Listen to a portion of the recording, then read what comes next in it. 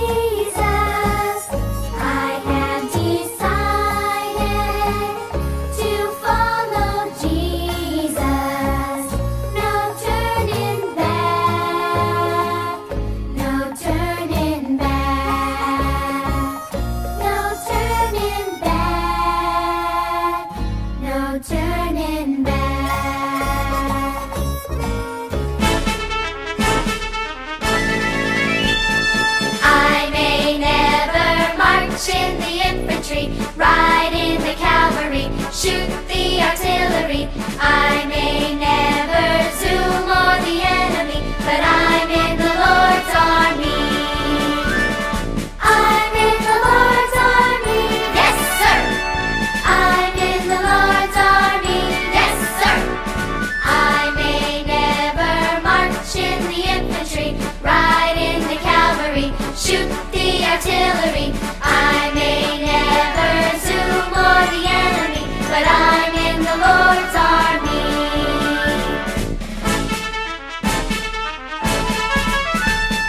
I may never march in the infantry, ride in the cavalry, shoot the artillery. I may never zoom on the enemy, but I'm in the Lord's army. I'm in the Lord's army, yes sir. I'm in the Lord's army, yes sir.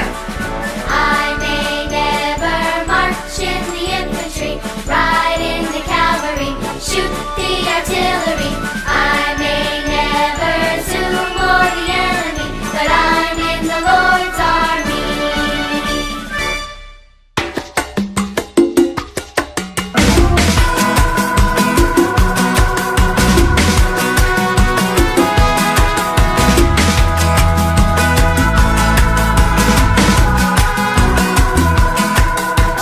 God is so good. God is so good. God is so good. He's so good to me. God answers prayer. God answers prayer. God answers prayer. He's so good to me. He cares for me. He cares for me. He cares for me. He's so good to me. I love him so. I love him so. I love him so. He's so good to me. I'll praise his name. I'll praise his name. I'll praise his name. He's so good to me. God is so good. God is so good. God is so good. He's so good to me. Oh yeah, so good to me.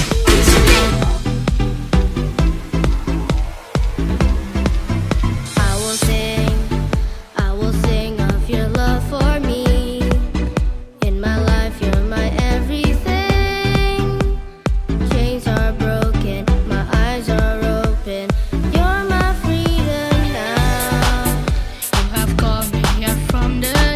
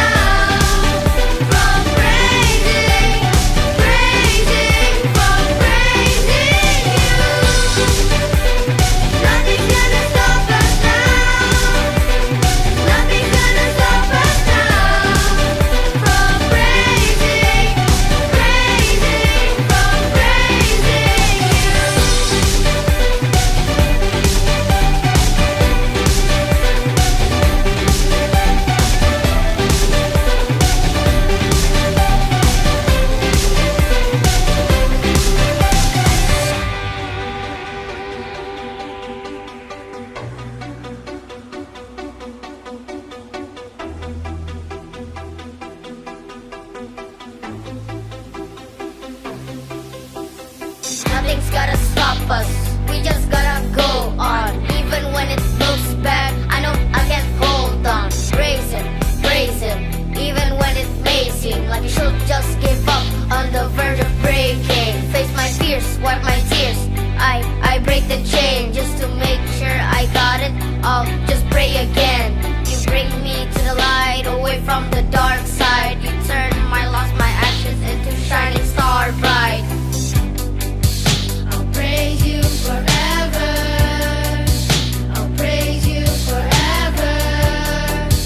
With everything in me, praise the name of Jesus. I'll praise you forever. I'll praise you forever. With everything in me, praise the name of Jesus. I'll praise you forever. I'll praise you forever. With everything in me, praise the name of Jesus. Nothing's gonna stop us now. Nothing's gonna stop us now from praising, from praising you. Nothing's gonna stop us now. Nothing's gonna stop us now from praising, from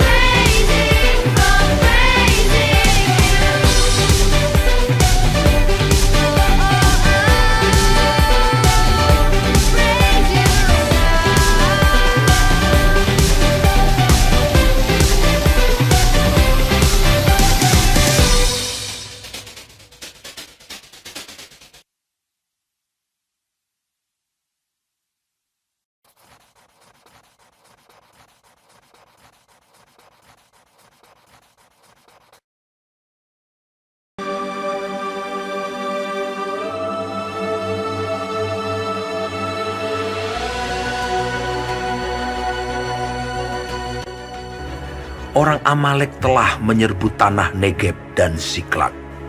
Siklak telah dikalahkan oleh mereka. Perempuan-perempuan dan semua orang yang ada di sana, tua dan muda, telah ditawan mereka. Ketika Daud dan orang-orangnya sampai ke kota itu, tampaklah kota itu terbakar habis. Lalu menangislah Daud dan rakyat yang bersama-sama dengan dia itu.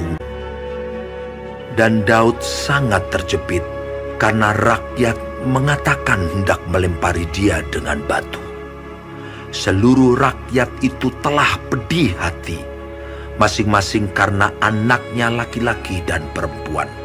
Tetapi Daud menguatkan kepercayaannya kepada Tuhan Allahnya. Lalu Daud memberi perintah kepada Imam Abiatar, "Bawalah efod itu kepadaku." Maka Abiatar membawa efod itu kepada Daud. Kemudian bertanyalah Daud kepada Tuhan, katanya, "Haruskah aku mengejar gerombolan itu? Akan dapatkah mereka kususul?" Dan ia berfirman kepadanya, Kejarlah, sebab sesungguhnya engkau akan dapat menyusul mereka dan melepaskan para tawanan. Lalu pergilah Daud beserta ke-600 orang yang bersama-sama dengan dia, dan sampailah mereka ke sungai Besor. 200 orang yang terlalu lelah untuk menyeberangi sungai Besor itu berhenti di sana. Maka Daud melanjutkan pengejaran itu beserta 400 orang. Kemudian mereka menemui seorang Mesir di padang. Ia tidak makan dan minum selama 3 hari 3 malam. Lalu membawanya kepada Daud. Mereka memberi dia roti, kemudian mereka memberi dia minum air, sepotong kue ara dan 2 buah kue kismis. Dan setelah dimakannya, ia segar kembali. Kemudian bertanyalah Daud kepadanya, "Budak siapakah engkau? Dan dari manakah engkau?" Jawabnya, Aku ini seorang pemuda Mesir, budak kepunyaan seorang Amalek. Tuanku meninggalkan aku karena 3 hari yang lalu aku jatuh sakit. Daud bertanya kepadanya. Dapatkah engkau menunjuk jalan kepadaku ke gerombolan itu? Katanya, Bersumpahlah kepadaku demi Allah, bahwa engkau tidak akan membunuh aku dan tidak akan menyerahkan aku ke dalam tangan tuanku itu. Maka aku akan menunjuk jalan kepadamu ke gerombolan itu. ia menunjuk jalan kepada Daud ke sana, dan tampaklah orang-orang itu berpencar-pencar di atas seluruh daerah itu, sambil makan, minum, dan mengadakan perayaan karena jarahan yang besar. Dan pada keesokan harinya, Daud menghancurkan mereka dari pagi-pagi buta sampai matahari terbenam. Tidak ada seorang pun dari mereka yang lolos, kecuali 400 orang muda yang melarikan diri dengan menunggang unta. Daud melepaskan semua apa yang dirampas oleh orang Amalek itu. Tidak ada yang hilang pada mereka, sampai anak laki-laki dan anak perempuan. Semuanya itu dibawa Daud kembali. Daud mengambil segala kambing domba dan lembu, serta berkata, Inilah jarahan Daud. Ketika Daud sampai kepada ke-200 orang yang telah terlalu lelah untuk mengikuti Daud, yang telah dibiarkannya tinggal di dekat sungai Besor, maka keluarlah orang-orang ini menyongsong Daud dan menyongsong rakyat yang bersama-sama dengan dia. Daud mendekati orang-orang itu dan memberi salam kepada mereka. Kemudian mulailah berbicara semua orang jahat dan orang dursila di antara orang-orang yang ikut pergi bersama-sama dengan Daud itu. Katanya, karena mereka tidak ikut pergi bersama-sama dengan kita, janganlah kita berikan kepada mereka apa-apa dari jarahan yang kita selamatkan itu.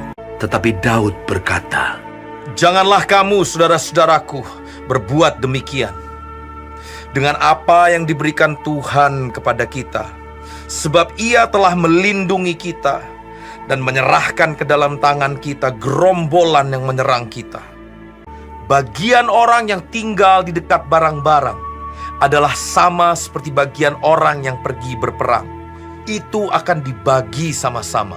hal itu ditentukannya menjadi ketetapan dan peraturan bagi orang Israel sampai sekarang.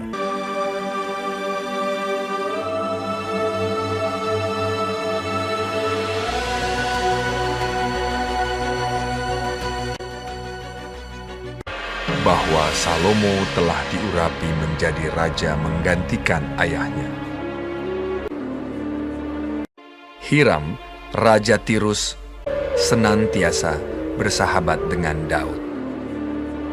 Lalu Salomo mengutus orang kepada Hiram dengan pesan, Engkau tahu bahwa Daud ayahku tidak dapat mendirikan sebuah rumah bagi nama Tuhan Allahnya, oleh karena musuh-musuhnya memerangi dia. Dan ketahuilah, aku berpikir-pikir hendak mendirikan sebuah rumah bagi nama Tuhan Allahku. Maka segera sesudah Hiram mendengar pesan dari Salomo itu, ia sangat bersukacita serta berkata, Terpujilah Tuhan pada hari ini, karena Ia telah memberikan kepada Daud seorang anak yang bijaksana untuk mengepalai bangsa yang besar ini. Lalu Hiram mengutus orang kepada Salomo mengatakan, Aku telah mendengar pesan yang kau suruh sampaikan kepadaku. Aku akan melakukan segala yang kau kehendaki. Sementara itu engkau hendaknya menyediakan makanan bagi seisi istanaku. Demikianlah Hiram memberikan kayu aras dan kayu sanobar kepada Salomo seberapa yang dikehendakinya.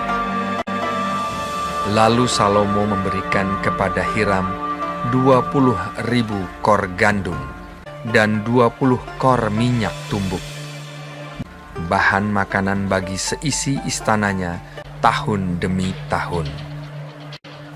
Dan Tuhan memberikan hikmat kepada Salomo seperti yang dijanjikannya kepadanya.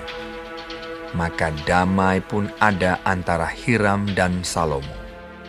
Lalu mereka berdua mengadakan perjanjian. Raja Salomo mengerahkan orang Rodi ada 30.000 orang, 70.000 kuli, dan 80.000 tukang pahat di pegunungan. Belum terhitung para mandur kepala Salomo, yakni 3.300 orang banyaknya, yang mengawasi rakyat yang mengerjakan pekerjaan itu. Dan raja memerintahkan supaya mereka melinggis batu yang besar, batu yang mahal-mahal. Maka tukang-tukang Salomo dan tukang-tukang Hiram, serta orang-orang Gebal memahat dan menyediakan kayu dan batu untuk mendirikan rumah itu. Dan terjadilah pada tahun ke-480, sesudah orang Israel keluar dari tanah Mesir. Pada tahun ke-4 sesudah Salomo menjadi raja atas Israel, maka Salomo mulai mendirikan rumah bagi Tuhan. Rumah yang didirikan Raja Salomo bagi Tuhan itu 60 hasta panjangnya, dan 20 hasta lebarnya, dan 30 hasta tingginya. Kemudian datanglah firman Tuhan kepada Salomo demikian, bahwa aku akan diam di tengah-tengah orang Israel dan tidak hendak meninggalkan umatku Israel. Setelah Salomo selesai mendirikan rumah itu, ia melapisi dinding rumah itu dari dalam dengan papan kayu aras. Lantai rumah itu dilapisinya dengan papan kayu sanobar. Demikianlah dilengkapinya ruang belakang supaya di sana ditaruh tabut perjanjian Tuhan, menjadi tempat maha kudus. Rumah itu seluruhnya, juga seluruh mesbah yang di depan ruang belakang itu dilapisinya dengan emas. Selesailah rumah itu dengan segala bagian-bagiannya dan sesuai dengan segala rancangannya. Jadi 7 tahun lamanya ia mendirikan rumah